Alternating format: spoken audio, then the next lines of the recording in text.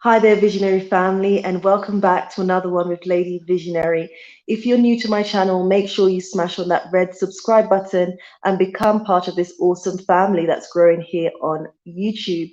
We're nearing 6K subscribers, so you can help me make that happen just by sharing my channel with a friend or a family member, getting them to subscribe, and also sharing my videos on different social media platforms such as Twitter, Facebook, yeah, and Instagram. So make sure you do me the favor and share out my channel. Share out my channel. We have a very, very special guest who is behind the cameras.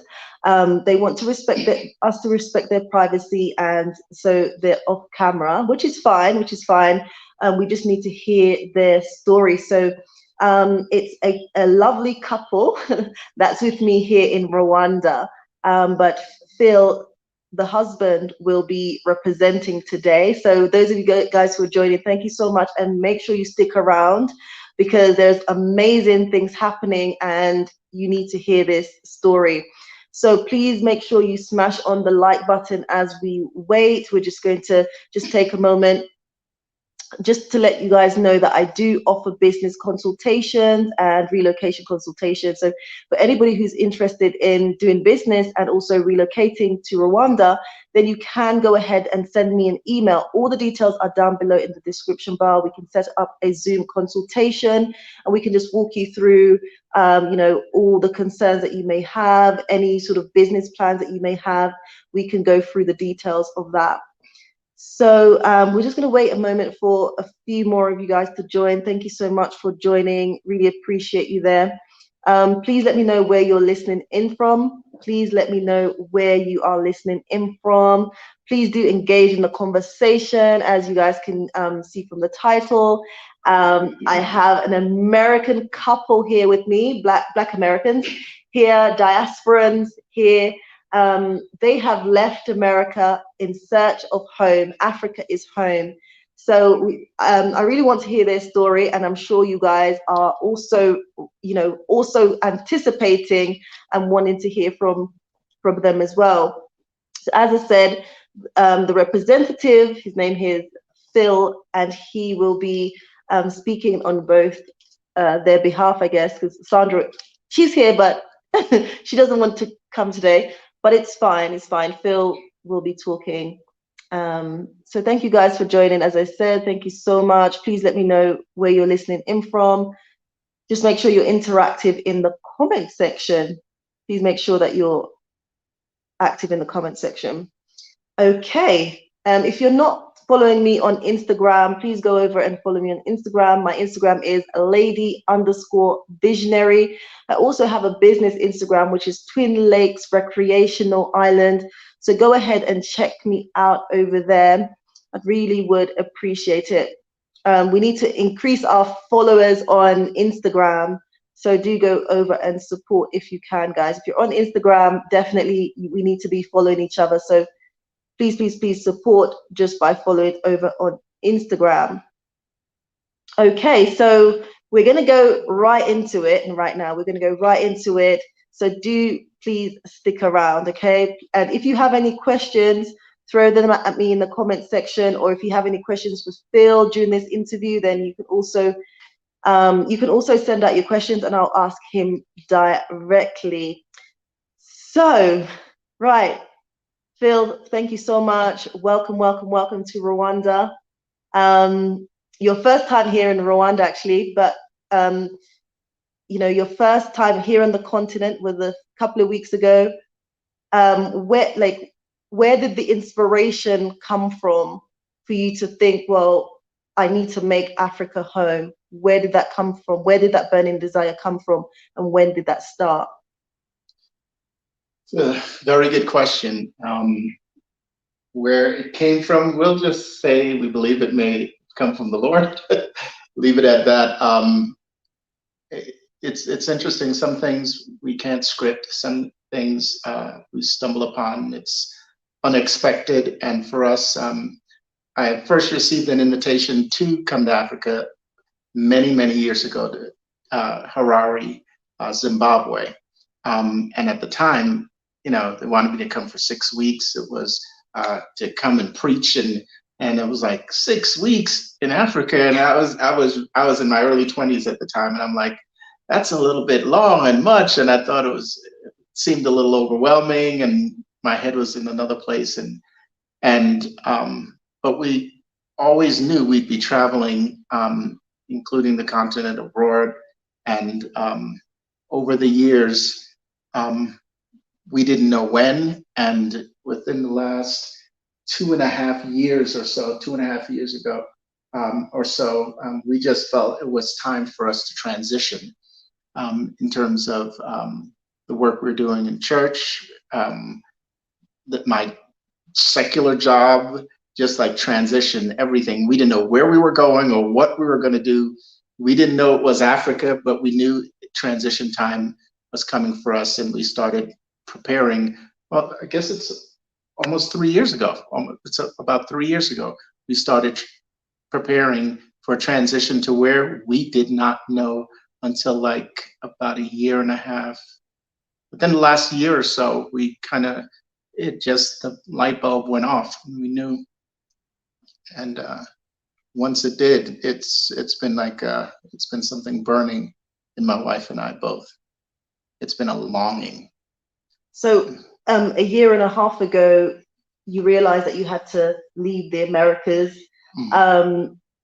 Did you feel that it had to be Africa? Because I know you said you were already anticipated that there will be a transition. You didn't know where. A year and a half ago, did you know that it would be Africa? How did you know it would be Africa? We didn't initially know it would be Africa, but we were always of the sort, because we lived in multiple states and multiple places for work and ministry. We were like, hey, when it comes on our heart to go someplace, we're gone. We're not going to delay. That's kind of how we've always been. And then as life happens, it was on our heart that we needed to settle for a while to raise our children. And, they've grown up, gone to school and everything. And we didn't think we'd be in one place as long as we were where we were staying. But in the last year plus, it just, again, we knew transition was coming, didn't know where we were going to. And I looked at South America, I looked at the Caribbean, I looked at Mexico, I looked at, different places. I like languages, and I speak a few languages, so I looked in these different lands and things like that. And then it was like, it's hard to explain. If you can imagine longing for a place that you've never been, missing someone that you've never met, and it was hard to explain, but it became very clear to my wife and to myself within the last year, to the point where it hurt to not be here. We were longing to come home to Africa. We were longing. We were like, God, please. There's at times I hear others, and for them, they're trying to get away from, let's say, the States or the West. Mm-hmm. And then there's a longing to go to. We weren't necessarily just running from because of all the mess that's in the West. Mm. Seeing all the things that we've all seen in the last year and a half, 2 years in the West, who wants to live through that? Having experienced all the things we've experienced in the West. Talk to me about some of the challenges that, in America, because I know a lot of Black Americans are talking about, things like the racism, the systematic oppression and things like that. Like, what were some of your experiences along with Sandra, you could say, that also potentially influenced you to say, you know what, we have to go?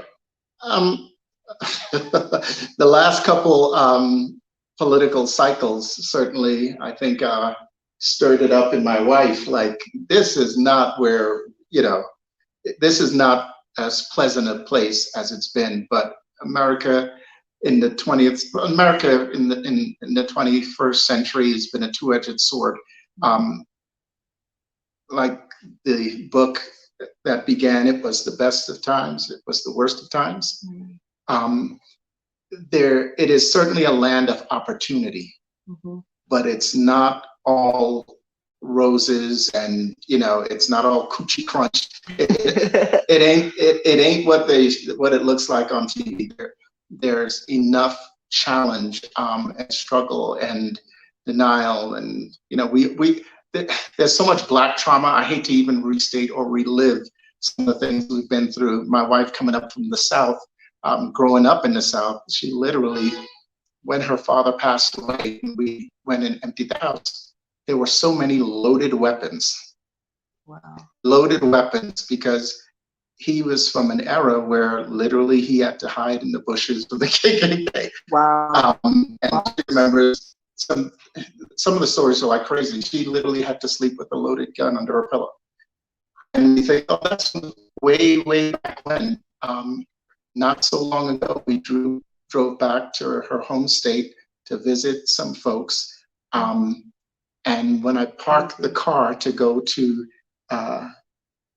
when I parked the car, I saw this old man walking slowly with a cane, and he's walking all the way to where we parked. I'm like, what does he want? So I get out the car, and the old man, you know, came up to me and he said, "You lost, boy?" And I'm like, all I could do was laugh, because this frail old man, I can knock him over with this, but he walked right up to me and like, "What you doing here? You lost, boy?" Wow. Right.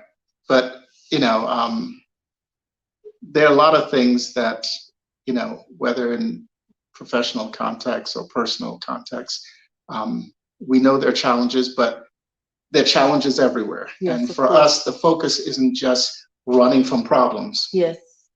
Because there are problems everywhere. But there's a saying, go where you're treated best. And I understand why people have in their heart an exodus from the mess to a place where they feel they'll be treated best, where they're not an other, but rather they're a part. Yes. You know, where they belong. But for us, again, it was not just a running from, it was a call to something. This is home. Yes. And we're just trying to come home. Exactly. We're just trying to come home. Exactly. So, yeah, Africa is home. Africa is really home. And, you know, even for me, my first time when I came to the continent, I just felt at home.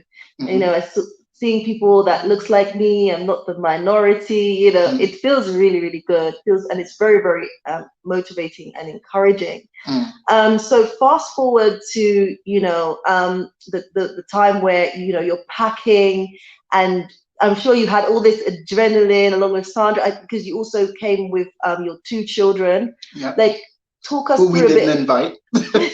Yeah, 2 children that they didn't invite, which is, I think it's amazing. Your young children, okay, young adults. Yeah, there's young adults, sorry. Young adults, you decided, look, mom and dad, we're coming with you. Yep. I think that is amazing. Yeah. Like, so talk us through that whole, like, I mean, a week before, packing with them, and then you just tell us, like, where was the first country you stepped your foot on African soil, and what did that feel like? Well, I'm going to roll the clock back a little bit. Yes. and share one more thing related to your prior question, and then I'll answer this one. Yes, no problem. And shout out to the unapologetic nomads who are unapologetically nomadic. I remember when they had that event. Yeah. And man, if I get old, I feel like I'm an emotional wreck sometimes. They had that event where they met with some of the government officials here in Rwanda. Yes, they did. And when that senior official said, basically, he dismissed the red tape, whatever it is, just come. Yeah. This is home. Yeah. This is home. When he said that, I still get emotional. Yeah, even me. I still get emotional, because many of us, we've never felt at home in the West. Exactly. Ever. Yeah, growing up as a child, I never felt at home at all. Yeah, so I can definitely relate to that. So seeing someone at that level in government saying, come, we'll accommodate you, come, we'll receive you, come. And that willingness, I still remember where I was when I saw that video, and hearing those words. And that just messed me up. I wasn't ready. I wasn't ready. I got caught off guard, you know. Did you cry? Did you I cry? cried, yeah. Oh. But they were manly tears. Yeah. It was just like, you know. I get it. Anyway, so rolling forward, and I'm very much about preparation. Yes. So we've been preparing financially. We've been preparing in terms of tapping into resources like the ones you provide. We did a consult with you. Yes. We did one with the Unapologetic Nomads. Shout out to them. Yes, if the Unapologetic Nomads are in the building, big shout out to you. Much love. Yes. Guys, if you don't know about them, they are a wonderful family. I've met them in person. They're called the Unapologetic Nomads. So go and check them out. They are living right here in Rwanda, Kigali. So yeah. So we prepared in terms of gathering information and learning as much as we could, and looking at places in the west to the east where I didn't know much about the continent.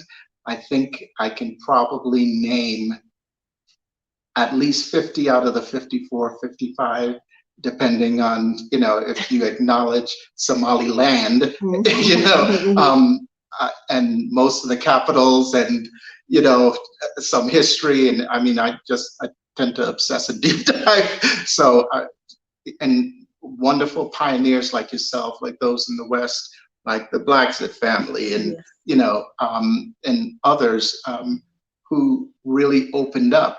Shout out to that one sister in Namibia.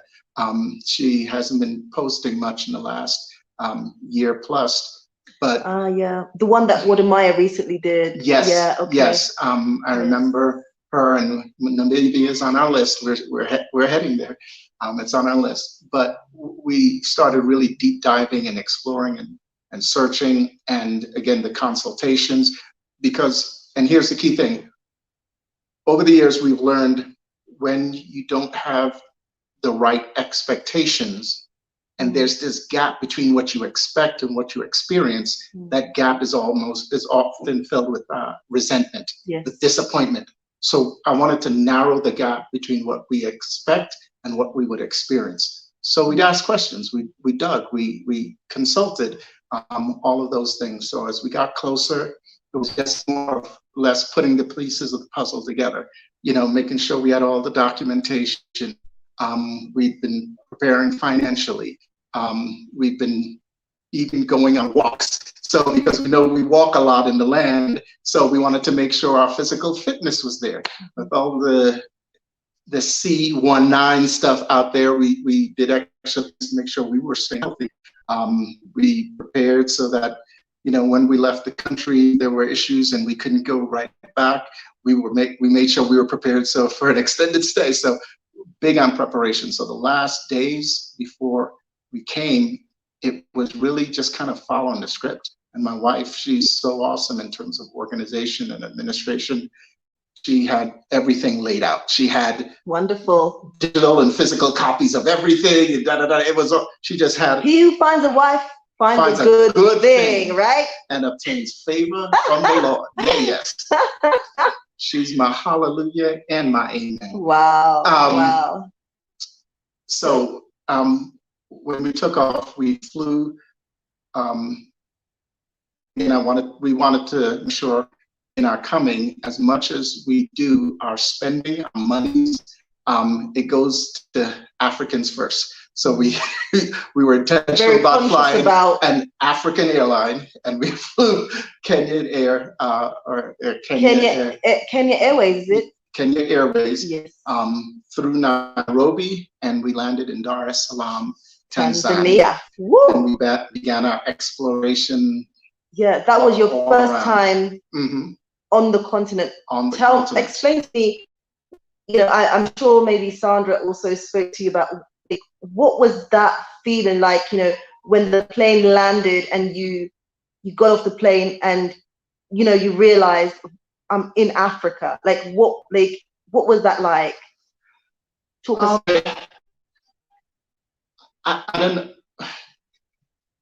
I know many people have had this just kind of an epiphany, just a surreal moment when they step out or first feel the sun or breathe the air. For me, that didn't happen. I didn't have that moment. I didn't have that moment. And it could be because of the fatigue, the time change, the long travel, and coming through at night, and then landing in Dar and driving through and all the traffic and the people. It was well, it was like sensory it was sensory overload. It was sensory overload.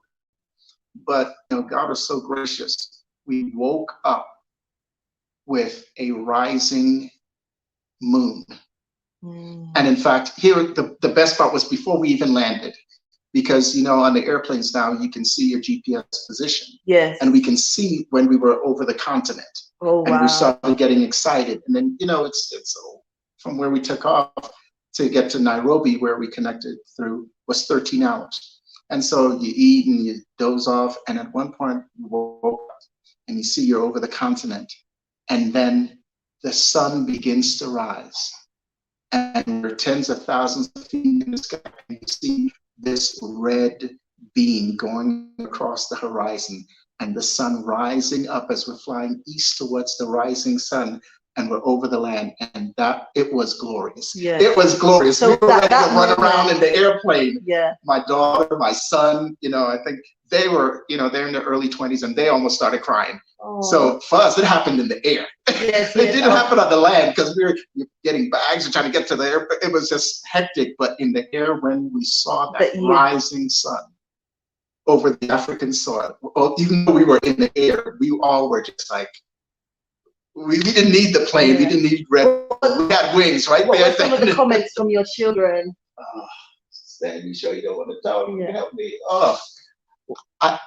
For them, it was just, again, surreal, emotional. They were excited, and their moments. And this may sound overstated.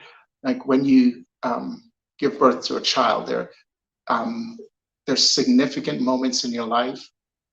Some you see coming, some you don't see coming. And it was just a moment where it's like, it is literal and symbolic at the same time, because we're flying from the west eastwards. We're now over the land, and we're seeing, as the sun rises to the east, we're seeing the rising sun with our backs to the west, having journeyed over the waters in which many of our forefathers drowned.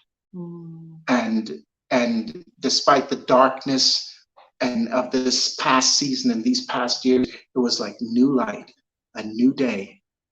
We're coming home. It was just magical. You felt very much embraced, like this is home. We're home. We're coming home. We've arrived home. Yeah. And how important was it to you both, Sandra and yourself, for your, like, knowing that your children were joining you on that journey of discovering home, Africa? How important was that? That was a symbolic moment. Yeah, I joked about it and said, we didn't invite them, and we didn't. But it's just interesting. We believe God creates family with purpose and with intent, and there is a certain amount of shared vision in that. And so this was their want to. Yes. It was coming from them. This came out of them, which is what made it better. This is something they were willing to do and wanted to do. Yeah. And so one of the visions I had was us, and we haven't done it yet because we want to do it on the west side of the continent, which we didn't get to yet, but all of us holding hands as a united family, walking from the Atlantic waters back eastward onto the African soil. Because so many families were ripped apart and taken off that land, off the land and taken that way. And we wanted to basically, for our families, for our forefathers, to say we've come back. And forgive me for sounding super biblical for those who aren't into the faith, but the Bible talks about a dreamer called Joseph, who was taken from his family, ended up imprisoned and enslaved, But in a strange land, he excelled anyhow. Yes. He was brought there as a slave, but he excelled anyhow. Yes. And then God gave him a vision and a hope. See, he went to that land and was able to help prosper and come up with provision and eventually help his family. But there was always the promise of returning home.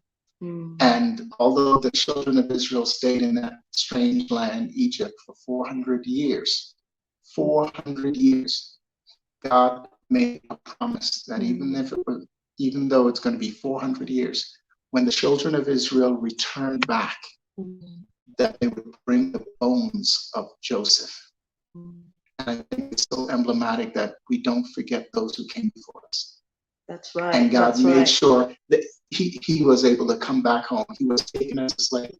And though it was generations later, there was the promise fulfilled that you can come back home. And 400 years later from, really the launch and the genesis of the transatlantic slave trade, the children of Joseph, so to speak, were coming back home. Yes. No, I always think about, just try to imagine how, our ancestors felt at that time, during that period of like enslavement, taken away from their homeland, taken to a foreign place, a strange place, and just thinking, will I ever return home? And then maybe coming to that point, like where they say, I will never return home, but I hope my children or their children's children will return home. And that's what we're seeing. I really imagine that, and I'm like, that is so helpful, and we're seeing that happen now. The diaspora, we're returning home. We're returning home. So I can just, like, I even get overwhelmed because I feel like our ancestors are really so proud of us, and we don't understand how powerful that is and how meaningful that really and truly is. And we've never been into ancestral engagement, if you will. I'll put it that way. As some people are really into the ancestors. Yes. That's never been us. I've always had a proud family heritage that I'm a part of.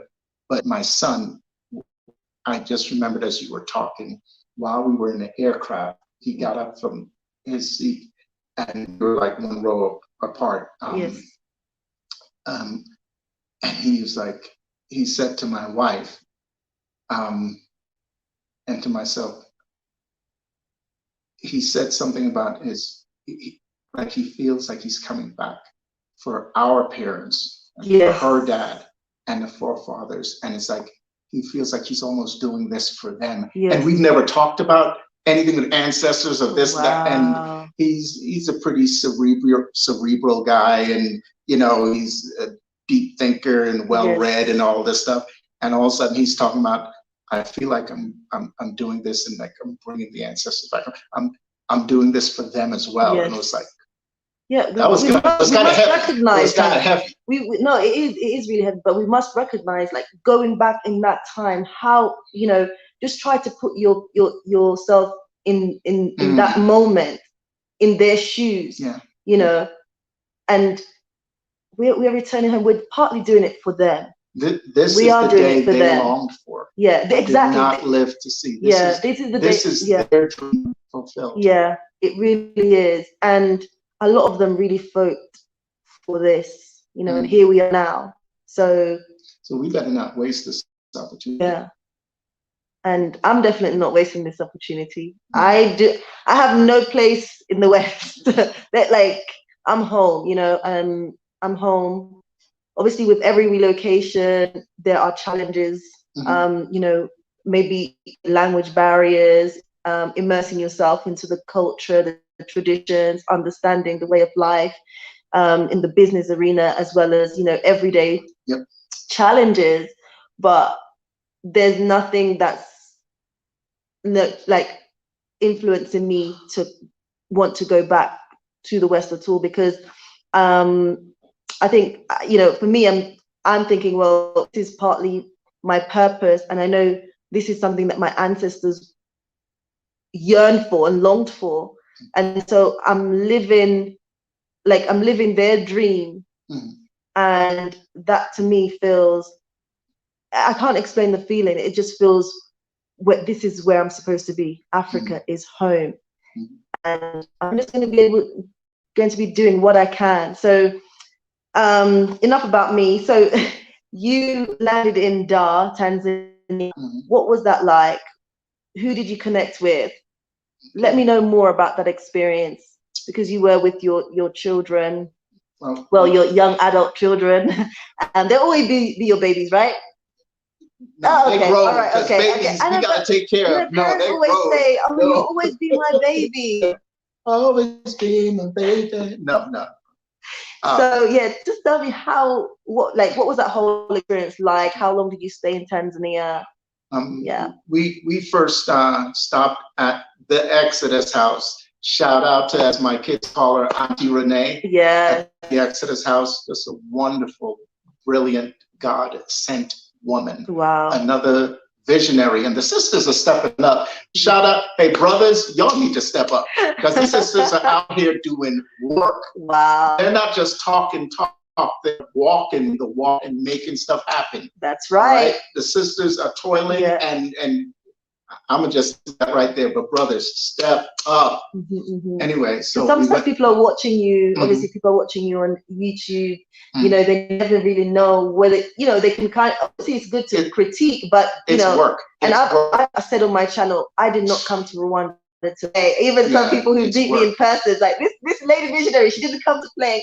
And obviously, for me, whenever anyone comes, I take them to the project site, and they're able to see what I'm on the ground doing, knowing that I'm working, so, and you and Sandra had the opportunity to come and see what I'm doing, what I'm trying to build. So thank you so much, and I really appreciate you guys. So so tell us more about your experience and so forth in Tanzania. And again, shout out again, these YouTubers, they're not just images, but what you see is imaginations come to life. Yes. The things that they thought and dreamed and worked, and you certainly saw that there at Exodus House. But with all the sights and sounds and everything, for us, there was a lot of intentionality in even how we schedule things initially. Like we said, every move we make, that first day or two, they're do nothing days. We need to, there's a scripture that says, stand in awe and sin not, commune with your own heart upon your bed and be still. And we wanted stillness. Yes, stillness in the Lord. We didn't want an agenda when we landed. We wanted no schedule initially. We wanted nothing that we had to do. We just wanted to be. That's what I kept saying. I just want to focus on being, not doing. I just want to be there and to just be. Absorb the moment and just be. And there at the Exodus House, that first morning we woke up to the rising moon, and then the sun right over the waters, and the crashing waves serenaded us from like at 5 o'clock, and you just, oh my God, it was glorious, and the breeze it was just glorious. It was glorious. But the grounds and the entire staff is so wonderful. But we just took time to just my son and daughter, they like to exercise and stuff, like go out early and go out over the other side of the wall and, like do the devotions or hammock or exercise, go down the steps, the gate of many returns, as it's called. Go out by the water, have some alone time, quiet time. And the first couple of days, that was really important, because we don't realize the mental, emotional, and other kind of baggage that we bring with us. And in fact, somebody said before, Africa will show you yourself, and it will. It'll show you the tensions that you're carrying. It'll show you the aggressiveness that's in you, because you're always on the defense, trying to defend yourself, and you're always on guard, Yes. And it's like all this stuff. It's almost like back in the day when we'd roller skate. You get used to roller skating, and then when you took off the skates, you know that lightness you felt in your legs. It's like you didn't realize you're carrying a weight. Yes, no. When you get still long enough, all of a sudden you realize, man, what was all the stuff I was carrying? you know. So Dar was our first spot in there, and we started exploring a bit. We ended up, um, going to Mbudia Island. We spent some time out in Zanzibar with some wonderful people.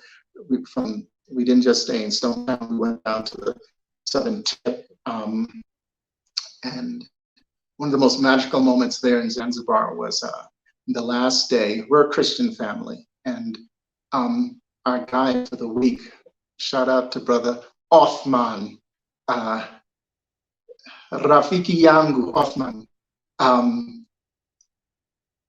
He invited us into his home, and we sat there on the floor in the kitchen with this spread his wife and the children of the house prepared. And we, we washed our hands and we ate with our hands on his floor. Wow. And when it was all said and done, I mean, my kids were almost in tears. It was like, it was the most glorious thing, just sitting on the floor there, this Christian family with this Muslim family, and just being people, just being family, just and sharing, and just sharing and just being together. And it was the best part. Yes, the waters are beautiful, and we went on boat trips. And word of advice: if you aren't used to being on the water, okay, the East African Ocean, as we call it, some people call it the Indian Ocean. It is the ocean. It's not like. So don't make the mistake we did. We went out on Mbudia Island one day. Then the next day we took the 2-hour ferry ride to Zanzibar. And then the next day it was like, sail out to Sandbank where we'd have a private dinner out there. It was like, man, the bed was moving. We got so seasick, the walls were spinning. It was just like, you guys were man, living too much life. I had PTSD. I didn't want to see the water. I didn't. Aww. If you're not used to the water, don't, one water trip or one water event a day if you're not used to being on the ocean, because it'll. I think it was also the excitement, the adrenaline of being on the continent and then just wanting to do everything, the heat. Oh my goodness. But saw a lot of sights there. After we came back again, spent some time, just spent time there, and eventually we transitioned from there to Moshi.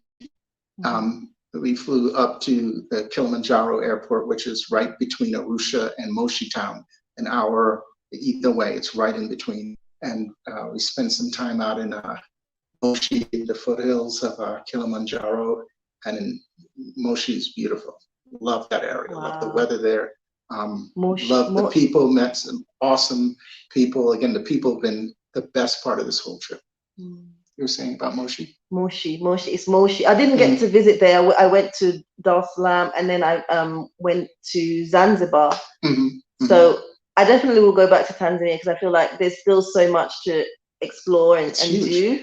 So yeah, and I only visited those 2 places. So I definitely want to go back to Tanzania just to explore.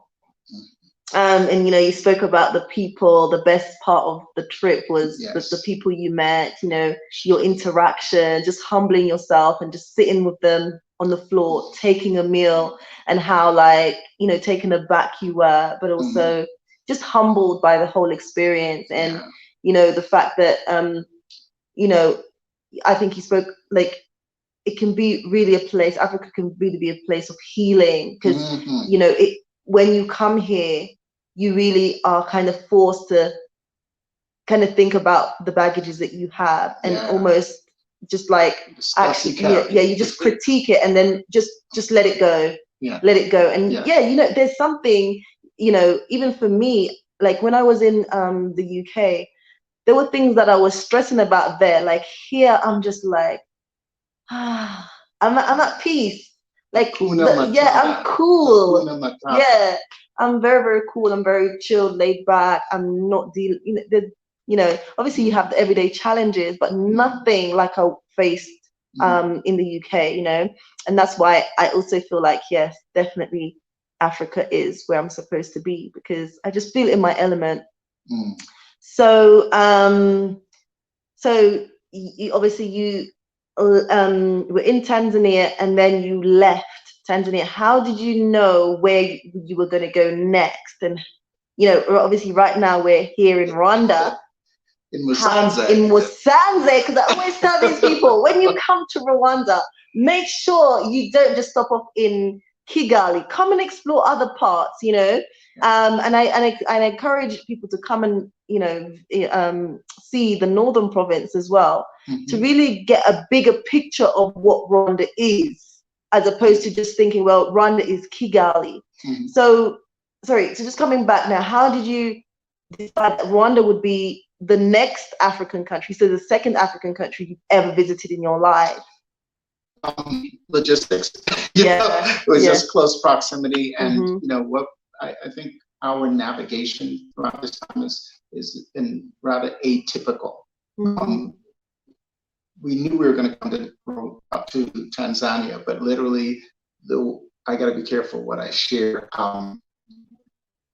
Yeah, thank you. I got to be careful what I share. Okay, let's just say our safari or safari, which is the Swahili word for trip or journey. Yes. There are some things planned and some things we just felt we're just going to be led. We're just going to be led. So even in the timing, and people are still asking, when are you returning? Because I thought you'd go for a few weeks. Yeah, initially you were only coming. Well, they were coming to visit first. You want to, obviously you're planning to stay, find a place that you feel more like at home, and then you can also make a big contribution, you and your wife Sandra. So you were definitely coming to explore, and then to take it, like, I guess, as things lead you, as you're led, then you can decide on where you're going to settle. Right. So I think I shared with you a story about the first house we bought as husband and wife, and how, despite everything that we had and I had in my own head what our house was going to be like, this, multi-story Tudor home and da-da-da-da-da-da-da-da. When we walked into the house, which was a single story ranch, we were in the house barely maybe 20 seconds, and I turned to the realtor and told her, literally, you ruined our plans. You messed up my plans. This is our house. We knew it. We knew it with conviction. We knew that was the place. And clarity doesn't always come with such suddenness and immediacy. But we believe that there's a knowing. There's a knowing, and as many of us are trying to engage the spiritual part of who we are, our spirit being. There's a scripture that says that the spirit of man is the candle of the Lord, and he will use your own spirit to illuminate you, to bring light where there's darkness. You're not certain. Bring clarity. And so we feel, there's some criteria we have in the natural: good leadership. Reverend Power, John Pombe Magufuli. We love the leadership that we saw in Tanzania. Here in Rwanda, and certain criteria and certain things, we have criteria and said, let's check out these places and these places and all of those things. So we made certain places part of our journey as we're searching for our place home. So Tanzania, we flew in from Kilimanjaro. We came into Kigali. Kigali. Do it, Kigali. Anyway, shout out to Upendo and Mama Simba over in Moshi Town,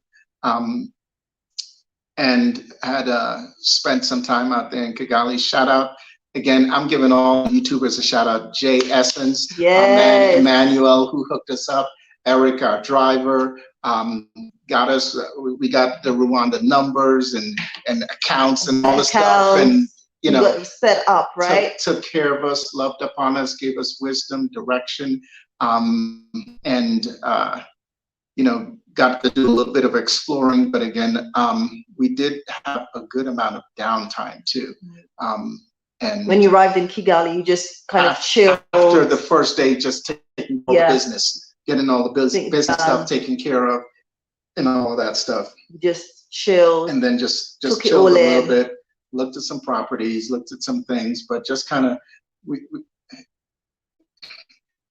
there's a way that we can know things and not just be, again, my heritage is we come from a scriptural heritage. And in Isaiah 6, it talks about the servant of the Lord who would not judge by the seeing of the eyes or the hearing of the ears. That, you know, he'd be able to operate with these senses of knowing, seeing and knowing. And we're like, I just need to feel this place. We need to feel the place. I'd literally take my shoes and socks off and go out in the compound, in the garden, and just stand on the soil. I just want to stand on the soil and feel the African sun and just like, you know, this is our space, but is this home? You know, it's all of it is home, but is this the neighborhood we're gonna be in? You know. So you mix the natural and the spiritual. That's how you get supernatural, you know? So we didn't just want to get caught up in all the natural things and go to see all this stuff. It had to not just be from the outside in, it needed to be from the inside out. So we did the business side, and then we had I just feel Kigali, just feel Kigali. And also there's sacred spaces there.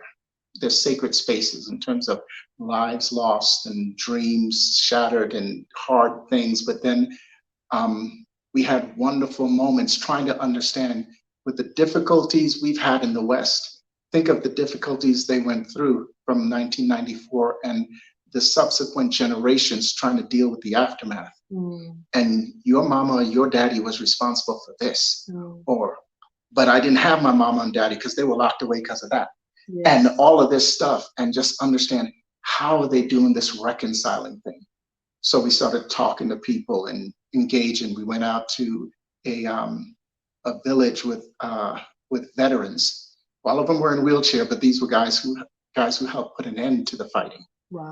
And we just sat with those veterans and talked to them for a little bit. And they, among some others, told my wife, "You look Rwandese." And one of them, I swear, looked just like her dad. Look just like her dad. Am I lying? She said, "No, I'm not." But spending time with the them people. And just, you know, and they again were so gracious and so welcoming and telling us we're home, and it's just we got to feel Kigali and you know, at the memorial and other places, and spending time with young people, local people.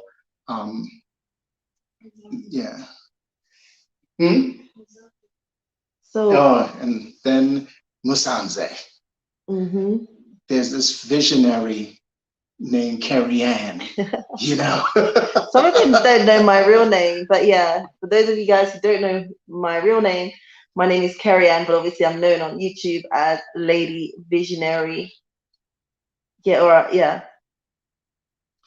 yeah, I encourage them to come. And, and for us, you know, not to be funny, we love the cities and all of that. And, you know, I know what it's like to be on a train, you know, by myself at 8 years old and going into New York City and trains to buses and this and that, And I've lived in the suburbs, I've been in rural areas, I've been in the city. For me, we're not looking to leave the concrete jungles of New York and come into the concrete jungles of Africa. We want space. We want open space and you know, lots of green. And there's lots of green in Kigali, but we definitely wanted to get out of the city. And Musanze, you definitely are coming out of the city. There's still a lot of people, you know, but things are spread out. It's a slower pace, and it's like all the farmland you go by, it's just incredible. The volcanoes, we step outside and we see volcanoes, and it's just beautiful sceneries. And the lakes, not just, you know, we spent some time at Lake Kivu, right at the Congo border, just absolute, oh my gosh. You stepped on the Congo border, right? You got there.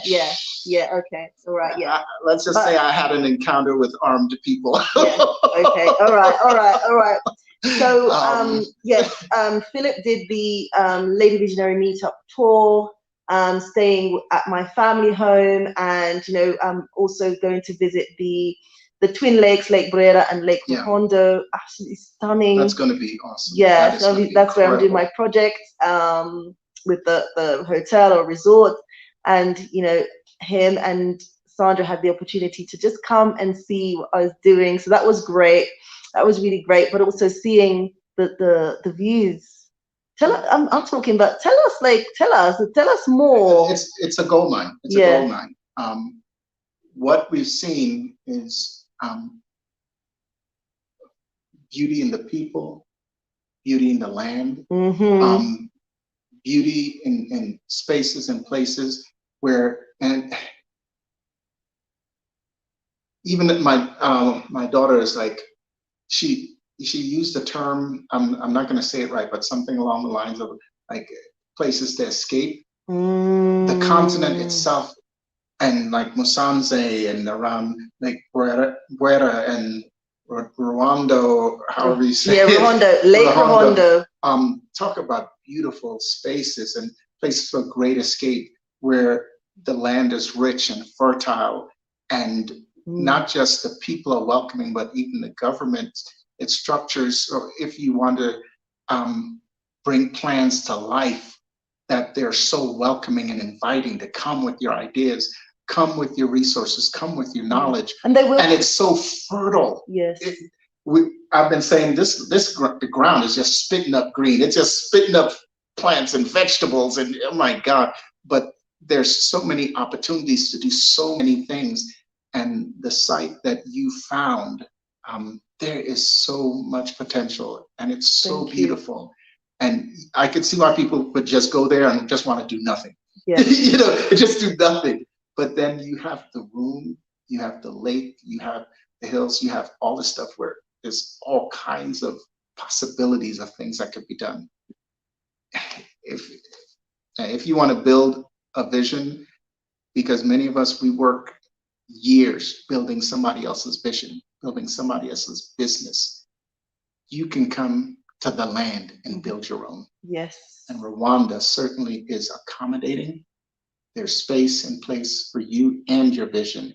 And then you have wonderful people like Carrie Ann, Lady Visionary, that'll help you navigate the cultural things, some of the local political things, helping you deal with the commissioners with the real estate and the connections, because you can spin your wheels and bump your head up against walls, but why reinvent the wheel? You've got people, you're seeing one on screen now, that can help you navigate and be more impactful with greater immediacy. So you don't waste time. Yeah. You can maximize your time and be more impactful quicker. And that's why we connected with all these people. It's like, I don't need to go reinvent the wheel. Yes. I don't need to, you know what I'm saying? Connect with people who know. And again, the land is welcoming. If you have vision, there's so much, so many opportunities. And even if you don't have vision, you can come and. Yeah, I'm gonna say that because I do hear the call, come and do this, come and bring your talents, bring your this, do all of these things. But a lot of us, we tired. We're just tired. Maybe I'm not looking to build nothing right now. I'm just looking to get away from mess. I'm tired. A place where I can rest physically and mentally and emotionally, and not have to be worried about what Karen is walking up on me when I go in the store. I don't even speak the language, and or whatever. But who's following me around and who's going? You can just rest here. Yeah. And I'd encourage people to do that. Come and rest and just be for a while. Because there's a lot of talks about instead of like going to all these different places for holidays, why not come home to Africa? Because absolutely, there's some beautiful, beautiful spaces on the continent where you can have a fabulous time. You can learn about African history, learn more about yourself. The challenges you're facing, how to the process of healing, what that looks like for you. You can do it all here. Let me say something about that. There's this one spot we were in Zanzibar. It poster card beautiful.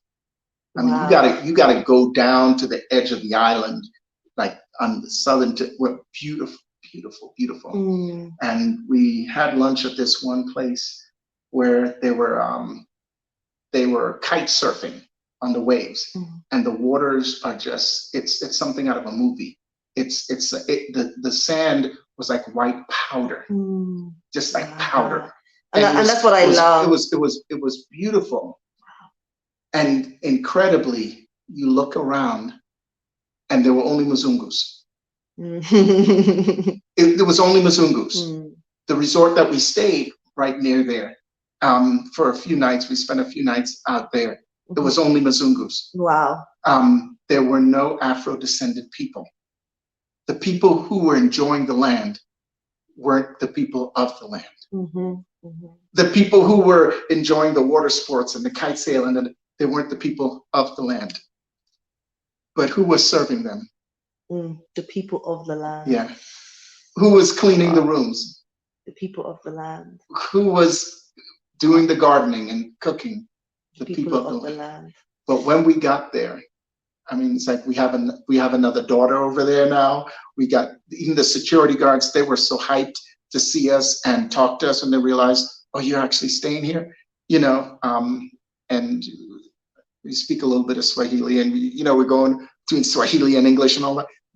And even the people at the resort where we stayed, the people of the land, they were so happy that Afro-descended people from the West came there. Wow. They were so encouraged and happy to see us. Wow. And we're like, please come back, please. And what you said is so right. I just pray we all wake up and open our eyes to see the beauty that is right in our own land and home, because other people see it. Yeah. And they're benefiting from it. And one of them had the nerve to look hard at us funny when we went. In fact, that same lunch, I won't even get to it. Mzungu had the nerve to stare at us like, what we doing here? We are home.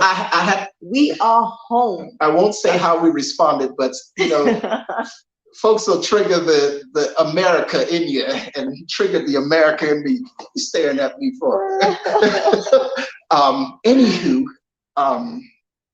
but yeah, even for vacation, even if it's not about moving or anything, just coming. We never knew. It was the hidden beauty that was right here. Most definitely, most definitely. I've still got so many more places on the continent that I even want to visit. And the more I visit places, I'm like, oh my goodness, I like discovering more and more of the beauty. And I'm just like, I used to go to all these places like Spain and, and the true beauty is here on the motherland. So, have you, like, obviously you want to explore more. We won't say obviously where you're going next, but you are planning to move on from Rwanda and explore the continent a bit more. So obviously I wish you all the luck. You're always welcome to come back to Rwanda. Always, it's just been a blessing meeting you and your wife. I must say that. Very loving, genuine people.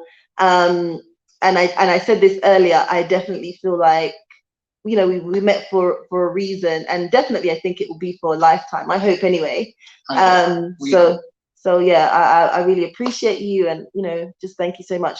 But you said some really key points about, I guess there was some nuggets in there for really people to hold on to, in terms of making sure they're doing their research and financially, are they prepared?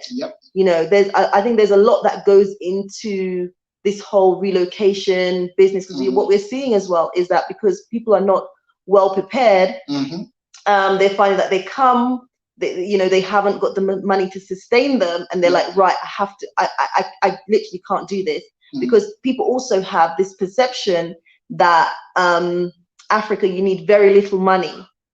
And coming and actually finding that it's not the reality. And you spoke about having the consultation. Sometimes people don't want to pay for the consultation, and I think they're not that expensive, but it will give them the information and the guide that they would need to help them make the right decisions. And that could be one of the things that they could potentially avoid, asking, okay, what would be potentially the right amount? Am I doing the right things? Key questions that could be asked that would facilitate their whole experience, journey and experience. So, it's good that you also mentioned that it's important to also do the consultation, and you didn't do it just with me, you also did it with the unapologetic. So yeah, so which was good, and you're able to kind of look at two different, I guess, perspectives as well, and experiences, and just marry that all together, and then make your own decisions about how you will go forward with your wife. So I think that's really, really good.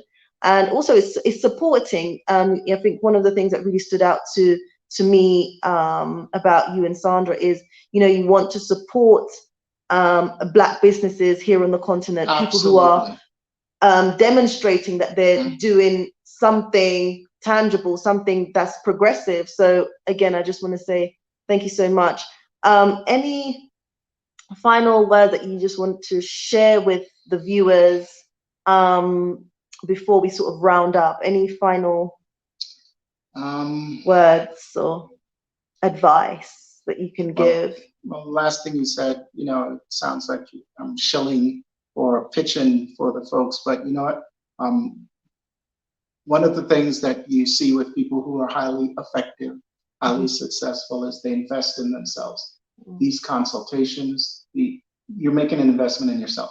Yes. The unapologetic nomads, I know they're doing these courses or these workshops, rather, about how to move abroad smoothly. Yes. You don't have to knock your head up against a wall.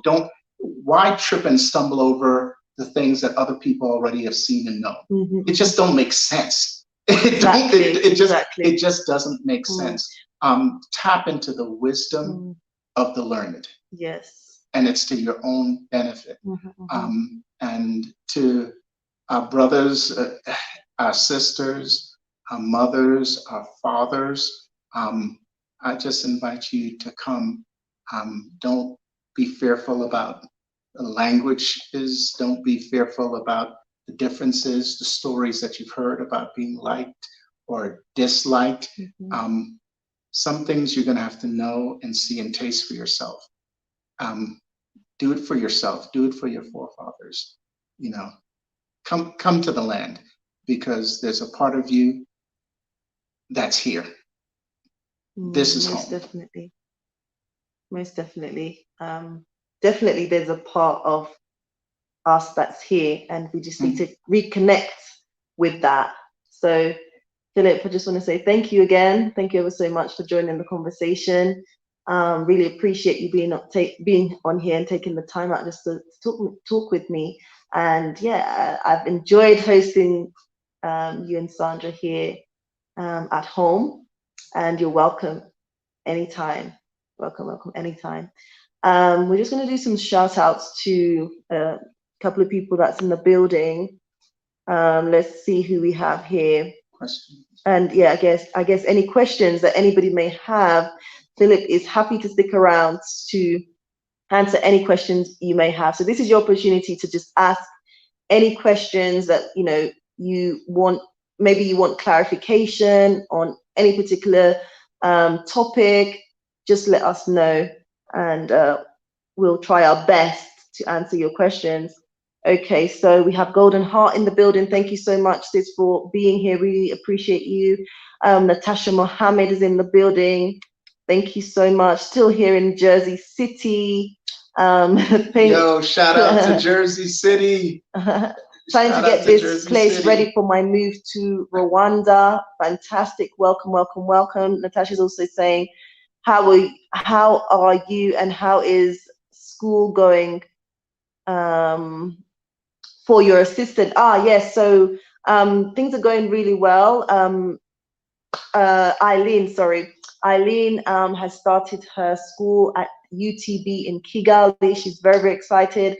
She actually came back to Musanze for the weekend, and she's due to start back on Monday. So things are going really well. She's really, really positive.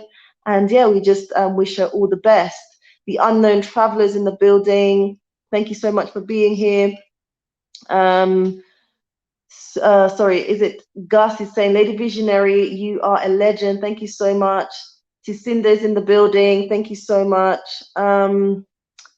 Tisinda's saying the light. Okay, the light is great. Okay, thank you. Okay. Okay, Natasha Mohammed. Yaya Bay, peace and blessings upon you. Okay. Any questions, guys? Any questions? Jacqueline Dallas is in the building. Thank you so much for joining the conversation. Merlon Cox, by the mercy and grace and blessings, our travel plans for Rwanda, 4/10/2022 is in full force. So looking forward to the experience. Welcome, welcome, welcome. So people are planning ahead, or that's what we're seeing, that people are planning ahead and not just kind of making the decision just to dive in without, having good plans in place. So that's good. I've had actually some people who have come, like avoided consultation and then contacted me when things were just so bad for them, because they just came and wasn't well prepared, didn't build connections and things like that. So it's so important, as you said, to do the consultations, even if it's not with me, but also networking is very important. And I always say to people that don't just come to me, that's fine. Do go out there and do try to network with different people that you can connect with on the ground. So we've had a few cases where, and I'm always happy to help, but it's kind of difficult if we haven't made plans and then you contact me at the very last minute because, you're in trouble. So I would just prefer for us to just have that connection and plan in advance for your visit or for your relocation journey. Okay, New Breed is in the building. Thank you so much for being here. Unapologetically Natural. And good evening, all. Loving the conversation topic. Thank you so much. Thank you. Okay, where are we? Merlon Coxon, I'm looking forward to Musanze. Thank you so much for being here. Honeycomb 368A, greetings, family. Thank you for the insightful content. You're most welcome. Hello, Lady Visionary. Greetings from Somaliland. Hello to you as well. Tuka Pamoja is saying greetings to Lady Visionary. Okay.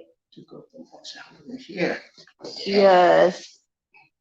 Blessings. Glad to catch the live. So yeah, I think that's it. There weren't any questions. People were just sending in their greetings, and also there's lots of appreciation for the content that we brought them today. So I think that will be it. So guys, I just want to say thank you so much for joining the conversation. I've seen you guys in the comment section. I've tried to do as many shout outs as I can, but I want to say thank you to each and every single one of you who have taken the time out to join the conversation. It's been really great having you. Don't forget to follow me over on Instagram. That is lady_visionary. I also have my business Instagram, which is Twin Lakes Recreational Island. So you can go ahead and check out my business Instagram so you can keep updated on what it is exactly that I'm doing here in Rwanda. Those of you guys who want to support my work, you can do so via Patreon. All the details are down below in the description bar. For Patreon, it's www.patreon.com/ladyvisionary. So thank you guys, and I'll see you again in the next one. Take care until next time. Bye.